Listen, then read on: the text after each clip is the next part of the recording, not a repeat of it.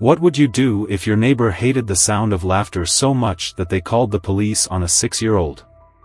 I knew Karen Whitmore was trouble the moment I moved into this neighborhood. She had that certain way of carrying herself, chin always slightly lifted, eyes scanning for anything that didn't meet her personal standards, the type of person who made a hobby out of enforcing rules no one else cared about. But even in my worst predictions, I never imagined she'd go this far. It was a crisp autumn afternoon, the kind where the golden sunlight made everything look a little more magical.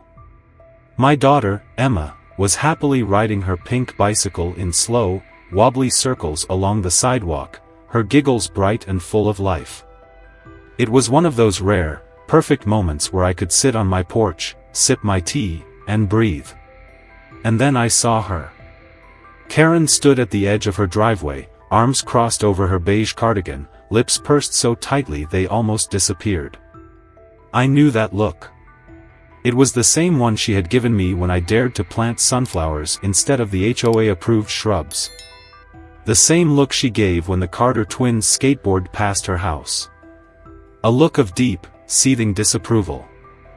I barely had time to brace myself before she was already marching toward me, heels clicking against the pavement like a countdown to disaster. "Excuse me," she said, voice sharp enough to cut glass. "Do you have any idea how disruptive this is?" I blinked, caught off guard. "Disruptive?" I repeated, glancing at Emma, who was now attempting a slow figure eight on the sidewalk. "She's just playing." Karen huffed, checking her watch with exaggerated impatience, as if Emma's very existence was throwing off her entire schedule. "Some of us have work calls, important ones. And your child's constant noise is completely unacceptable. I can't even think straight in my own home." I took a slow, measured breath. "Karen, she's just a kid riding her bike. She's not screaming. She's not blasting music. She's laughing. That's normal." Karen's face twisted as if I had personally offended her on some deep, molecular level. "Normal or not, I shouldn't have to listen to it. I've had multiple complaints about this disturbance." I looked around. The only other person outside was Mr. Bennett, casually trimming his hedges, completely unbothered. The Carter twins were further down the street, their voices easily louder than Emma's soft giggles. "Multiple complaints?" I raised an eyebrow. "Or just you?" Karen's nostrils flared. "I'm giving you a warning," she snapped. "If you can't control your child, I'll have to take further action." I scoffed, crossing my arms. "Further action? What, you're going to call the ****? The sound of her phone unlocking made my stomach drop. Before I could even process what was happening, Karen pressed a button and brought the phone to her ear. "Yes, hello," she said, voice suddenly dripping with false concern. "I need to report a disturbance on my street. A child is being excessively loud and disrupting the peace. It's been going on for quite some time." I stared at her in pure disbelief. Was this woman really calling the police on my daughter for laughing? Emma had stopped biking, sensing the shift in the air. She looked at me with wide, confused eyes. "Mommy?" I forced a smile, even as my pulse hammered. "It's okay, sweetheart. Just stay by the porch for a second." Karen, still on the call, turned away slightly as if to shield herself from my glare. "Yes, she's still making noise," she continued, voice dropping into a conspiratorial whisper. "I've tried speaking to the mother, but she refuses to do anything about it. I don't feel safe in my own neighborhood with this kind of chaos happening right outside my door." I nearly laughed at the absurdity of it. "You don't feel safe? From a 6-year-old on a bicycle? ***. But Karen ignored me, nodding along as if the officer on the other end could see her. "Thank you. Yes, I'll be here." She ended the call and slipped her phone back into her pocket, smiling triumphantly. That should take care of it. I exhaled slowly, gripping the porch railing to steady my rising anger. You really just wasted police time over this? Karen's eyes gleamed with victory. If you don't respect the rules of a civilized neighborhood, someone has to enforce them. And with that, she turned on her heel and strutted back toward her house, completely satisfied with herself. I looked down at Emma, who was gripping her handlebars tightly, her tiny face scrunched with worry. Am I in trouble? I shook my head, placing a reassuring hand on her shoulder. No, honey. You didn't do anything wrong. But deep down, I had a sinking feeling, this was about to get a whole lot worse, I barely slept that night. Even after the officer left, after Emma had gone to bed, the reality of what had just happened sat heavy in my chest. Karen had actually called the police on my child for laughing outside. The sheer absurdity of it should have been laughable, but I knew better than to think this was over. And sure enough, the next morning, I opened my front door to find a bright orange notice taped to it. My stomach twisted as I pulled it off and scanned the words printed in bold, all caps lettering. Citation for noise violation, pending action. I read it twice, my pulse climbing with each word. According to the notice, my property had been reported for excessive and disruptive noise and would be subject to penalties if further complaints were received. I knew exactly who was behind this. Karen hadn't just wasted police resources, she had gone straight to the community board to escalate her little vendetta, My jaw clenched as I stormed down my front steps, the paper crumpled in my grip. It took less than 5 seconds for Karen's front door to swing open, as if she had been waiting for me. She stepped out, arms folded, that smug little smirk already in place. Good morning, she chirped, feigning innocence. Lovely day, isn't it? I held up the notice. This is ridiculous, and you know it. Karen barely glanced at it before shrugging. I'm not sure what you mean. The community board handles noise violations, not me. Oh, come on, Karen. I let out a dry laugh. You ran straight to them after the police didn't take your nonsense seriously. And let me guess, you told them that multiple neighbors had complained? Her smirk deepened. Well, it wouldn't be appropriate for me to name names. But the board takes community concerns very seriously. If there's an issue, it's their duty to investigate. I wanted to scream at her. Instead, I took a deep breath and forced myself to stay calm. A 6-year-old playing outside is not a noise violation. Karen's face hardened, the saccharine sweetness dropping. That's your opinion. But some of us value peace and quiet. Maybe if you had a little more consideration for the neighborhood, this wouldn't be an issue. I knew I wasn't going to get anywhere arguing with her, so I turned on my heel and walked away, already planning my next move. That afternoon, I made some calls, starting with the community board. Unsurprisingly, Karen's name came up almost immediately. Oh yes, she was quite persistent, the representative, Mr. Harrison, admitted over the phone, sounding vaguely annoyed. She insisted this was a serious issue affecting multiple residents. I scoffed. Did she provide any actual evidence? A brief silence. Well, no, but she did claim to have spoken to several neighbors. I knew it. Karen had lied through her teeth, and the board had just taken her word for it. I spent the rest of the day gathering evidence. First, I checked my security footage. The entire interaction from yesterday was there, crystal clear. Emma riding her bike, laughing softly, nothing remotely disruptive. The police officer's reaction, his clear dismissal of Karen's complaint. I saved everything. Next, I went door to door, speaking to my neighbors. As expected, most of them had no idea what I was talking about. Mr. Bennett shook his head. Karen's at it again, huh? The Carter twins' mom outright laughed. Your little girl. A disturbance?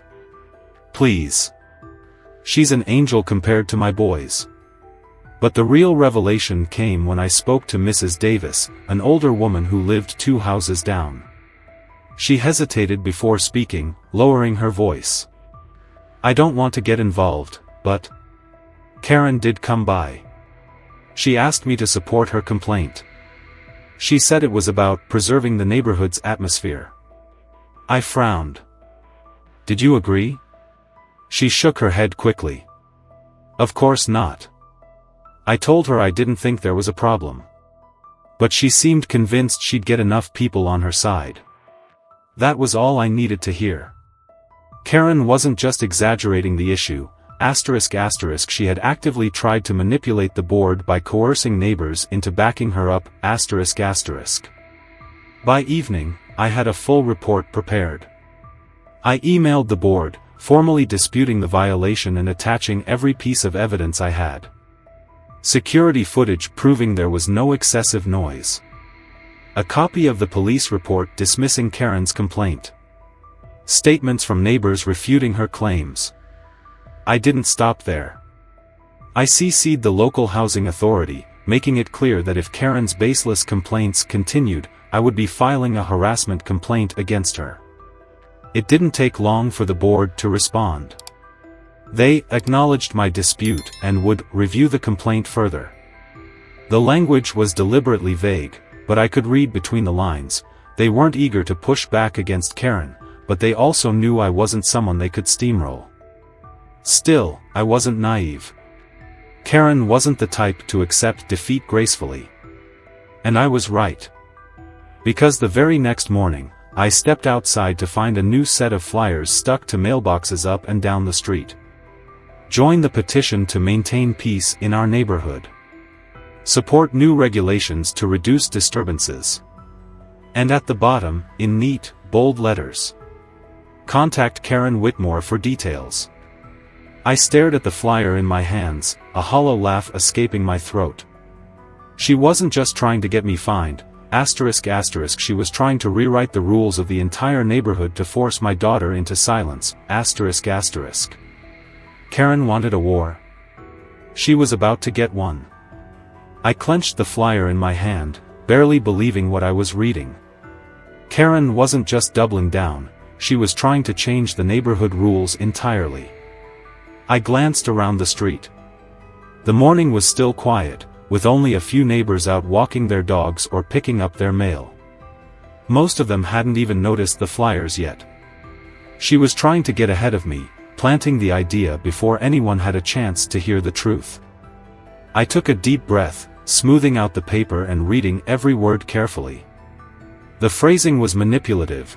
Concerned residents have raised issues about ongoing disturbances, a community-driven solution to ensure a peaceful neighborhood, and the most infuriating part, support new regulations to create an environment where all families feel respected. I knew exactly what that meant. She was pushing to ban outdoor playtime during the day.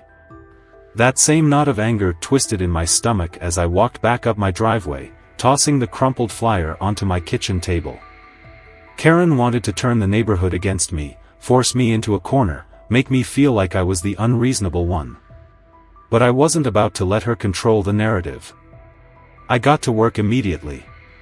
First, I gathered up the flyers from as many mailboxes as I could before people had a chance to read them. Not all of them, just enough to slow down whatever momentum Karen thought she had. If anyone wanted to hear about this new initiative, they were going to have to hear it from her directly. Then, I started making calls. I emailed the HOA board, demanding to know how a proposal like this was even being considered. No response. Not surprising. They were probably scrambling, trying to figure out how to handle the situation without angering Karen or me. Later that afternoon, I took my case directly to the people who mattered, my neighbors. I went door to door, explaining the truth. Emma's playtime wasn't disruptive. Karen had lied to the board about multiple complaints. She was trying to rewrite the HOA rules purely out of spite. Most of them listened, nodding along, shaking their heads in disbelief. Some were indifferent, they just didn't want to be involved. But then there were the ones who had already spoken to Karen. Like Mrs. Hensley, the retired teacher a few houses down. She hesitated when she opened the door, her eyes darting toward Karen's house. She told me there's been an issue for weeks, she said cautiously. That several parents were concerned about the noise. I let out a slow breath, keeping my voice even. And did any of those parents actually tell you that? Or just Karen? A pause. She frowned. Well, just her, I suppose. I nodded. Because they don't exist. Little by little, the truth was unraveling Karen's lie. The final straw came when I found Mr. Reynolds, a newer neighbor who had just moved in a few months ago. Unlike the others, he was furious. She came by my house last night and said this was about keeping the community safe. He practically spat the words. I have a 3-year-old. And now she's trying to make it so my own kid won't be allowed to play outside? Are you kidding me? That was exactly what I needed. If Karen wanted a battle in front of the HOA, she was going to get one. By the time the community meeting rolled around, I was fully prepared. The room was packed, the air thick with quiet tension. Karen sat toward the front, her clipboard in hand, posture stiff and prim as if she had already won. I took a seat across from her, arms folded, waiting. We'll begin with the neighborhood petition, one of the board members, Mr. Harrison, started. He looked tired, rubbing his temples as he spoke. A proposal has been submitted to instate a quiet hours policy during peak work hours. This is ridiculous, Mr. Reynolds cut in, his voice carrying over the room. You're seriously going to tell parents when their kids can play? Karen turned in her seat, smiling like a politician. No one is banning children from playing. This is about setting reasonable expectations for noise control, especially for those of us who work from home. I leaned forward. Karen, my daughter was playing outside for less than half an hour. That's what started all of this. Her smile tightened. If it were just one incident, maybe. But there have been repeated concerns. Multiple complaints. I arched an eyebrow. Multiple complaints? Because I spoke to nearly every neighbor here, and not a single one remembers complaining. The murmurs started then, hushed but growing. Karen's grip on her clipboard tightened. Not everyone is comfortable speaking out, but I assure you. I cut her off, pulling out my phone. Would the board like to see the footage from my security camera? The footage that shows exactly how disruptive Emma was? Karen visibly stiffened. I wasn't done. Or maybe the police report from when you wasted emergency resources on a fabricated noise complaint? The board members exchanged looks. They weren't expecting me to have receipts. And then, the final blow. Would anyone like to hear from Mr. Reynolds, whose toddler is also about to be affected by these quiet hours? Karen turned sharply, glaring at him. But it was too late. The tide had turned. The murmurs grew louder, shifting in my favor. A few people shook their heads, muttering about how this had gone too far. Someone near the back scoffed. I knew she was full of it. Karen tried to salvage it, but the damage was done. The board shut the proposal down immediately. Karen lost. But something about the way she sat, stiff and seething, told me one thing. She wasn't finished yet. I should have known Karen wouldn't accept defeat so easily. For the first time in weeks, I felt like I had some breathing room. The HOA had shut down her absurd proposal, my neighbors were finally seeing through her manipulations, and for once, I allowed myself to think maybe, just maybe, she'd give up. But people like Karen don't give up. They don't retreat. They escalate.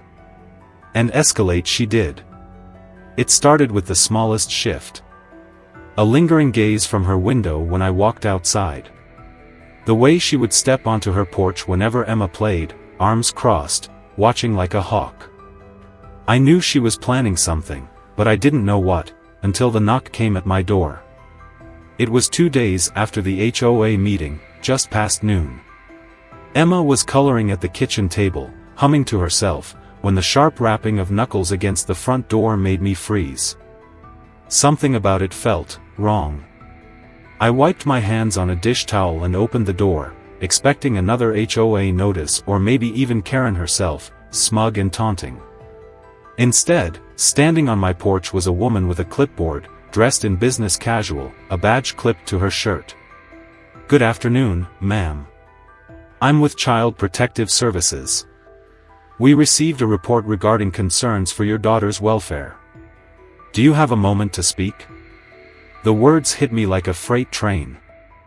CPS, my breath caught in my throat, my mind racing. No, she didn't, asterisk. I forced my expression to stay neutral. Concerns? I repeated, my voice steady despite the thunderous pounding in my chest. The woman gave me a practiced, almost rehearsed, look of sympathy. The report alleges that your child is frequently left unsupervised outside, engaging in dangerous activities without proper parental care. The caller also mentioned excessive noise disturbances and erratic behavior from the guardian. I nearly laughed at the absurdity of it. Dangerous activities? Unsupervised? Erratic behavior, asterisk. This was Karen. This had Karen written all over it. I inhaled slowly, forcing myself to stay calm. I see. Well, my daughter is right inside if you'd like to meet her. And I'd be happy to provide any evidence you need to show that these claims are completely false. The caseworker nodded. I appreciate your cooperation. Would you mind if I asked your daughter a few questions? My stomach twisted. Emma was 6, she wouldn't understand what was happening. She'd just hear a stranger asking about her home life, poking around for something, anything, that could be twisted. I turned, calling softly, "Emma, sweetheart, can you come here for a second?" She appeared in the doorway, clutching her colored pencils, her big brown eyes filled with quiet curiosity. "Yes, Mommy?" The caseworker smiled. "Hi, Emma. My name is Ms. Lewis. I just wanted to ask you a few quick questions. Is that okay?" Emma looked at me for reassurance, and I nodded. "Do you feel safe at home?" Emma blinked, clearly confused. "Yes? Does your mommy take care of you?" She frowned. "Of course. What kind of things do you do when you play outside?" Emma hesitated, glancing at me again before answering. "I ride my bike. Sometimes I draw with chalk. Mommy watches me." Ms. Lewis scribbled something down, her expression unreadable. "Okay, thank you, sweetheart." She straightened and turned back to me. "Would you mind if I take a quick look around?" "Not at all," I said, stepping aside. "But before you do, let me save you some time." I grabbed my phone from the counter and pulled up my security footage from 2 days ago, Emma riding her bike, me sitting on the porch watching her. "This is what your caller considers a neglect." Ms. Lewis leaned in, watching the footage play. After a moment, she exhaled slowly. "Ms. Reynolds, I'll be honest with you, this doesn't seem like a legitimate concern. But I have to document everything and complete a report before closing the case." I nodded, arms crossed. "And what happens to people who make false reports?" She pursed her lips. "Technically, filing a knowingly false CPS report is considered a form of harassment. But unless there's a pattern of repeated false claims, it's difficult to pursue legally." I knew exactly what that meant. Karen had just barely stayed within the lines of plausible deniability. She had worded her complaint carefully, no outright lies, just vague concerns meant to trigger an investigation. It was a power play. Ms. Lewis finished her walkthrough, took a few more notes, and assured me there was nothing to worry about. "This case will be marked as unfounded and closed. I'm sorry for the inconvenience." I nodded, my expression unreadable. "Thank you for your time." When she left, I stood at the window, watching her car pull away. My hands trembled, not with fear, but with pure, boiling anger. I turned to Emma, who was still standing there, watching me with wide eyes. "Mommy, why was that lady asking if you take care of me?" My heart ached at the confusion in her voice. She was too young to understand that someone had tried to use her as a weapon. I knelt down, smoothing her hair. "It's okay, sweetheart. Everything is fine. You didn't do anything wrong." But I had made up my mind. This was the final straw. If Karen wanted to play dirty, then fine. It was time for me to end this. I knew Karen wouldn't stop until she had the last word. The CPS stunt had been her boldest move yet, a calculated attempt to break me, to make me back down, to make me question whether it was worth standing my ground. But all it did was solidify one thing: I wasn't just going to fight back. I was going to make sure she never did this to anyone again. For days, I prepared. I gathered every complaint she had ever filed against me, every false report, every piece of security footage that showed her harassing my family. I compiled statements from neighbors who had been victims of her pettiness, from the elderly couple whose wind chimes she tried to ban, to the single mother whose teenage son she once reported for loitering in his own driveway. I built a case so airtight, so damning, that when I finally filed my official harassment complaint with the housing authority and local police, there was no way for Karen to wriggle out of it. But in the end, she didn't just destroy herself with paperwork, she did it with her own 2 hands. The final nail in her coffin came late one night when I heard rustling outside my house. I checked the security cameras just in time to see a shadowy figure crouched near my mailbox, a can of red spray paint in hand. I watched, my breath catching in my throat, as Karen, **** fully visible, caught in the act, **** scrawled the words, "Bad Mother. Neighborhood Menace" across my fence before darting back toward her house. She didn't even try to be discreet. She wanted me to see it. She wanted me to feel humiliated, to feel small, to be reminded that no matter what I did, she would always have the upper hand. But what she didn't know was that I had already called the police. By the time she stepped onto her porch, basking in what she probably thought was her greatest victory, the flashing red and blue lights illuminated the street.